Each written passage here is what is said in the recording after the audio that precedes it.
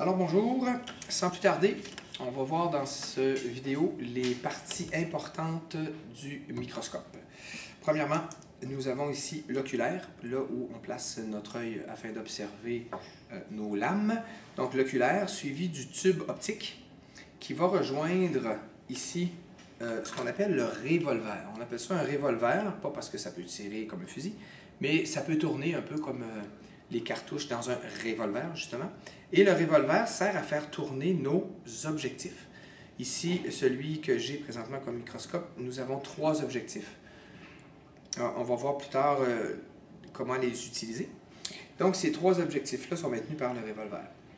Nous avons ici, bien sûr, la platine, un genre de plateau, justement, sur lequel on va déposer nos choses à observer.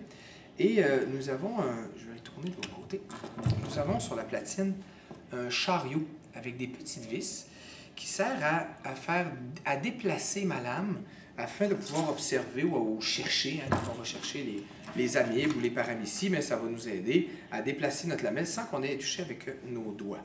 Donc le chariot sur la platine. Nous avons sous la platine un diaphragme.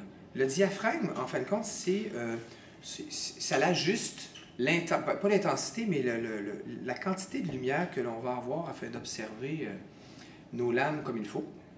Et bien sûr, un microscope ne peut pas être utilisé sans une source lumineuse, donc la fameuse lumière. C'est pour ça qu'un microscope doit être branché. Et il y a une lumière ici qui va passer à travers notre lame que nous allons observer avec notre oculaire qui est là. Il reste 2 parties. 3, je dirais, mais 2 parties importantes.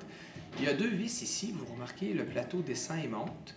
J'en ai une grosse et j'en ai une tout petite. Quand je tourne la tout petite, vous le remarquez peut-être pas, mais la platine présentement descend très lentement.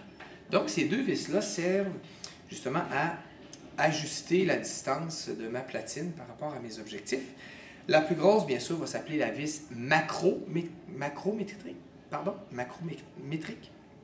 Macro qui veut dire gros, et l'autre, la vis micrométrique. Donc, si on sait le préfixe micro qui veut dire petit, macro qui veut dire gros.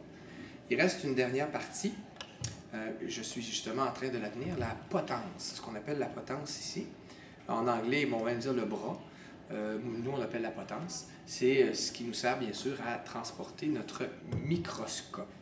Donc, j'ai passé à travers les 11 parties importantes que vous allez devoir identifier prochainement dans vos cours.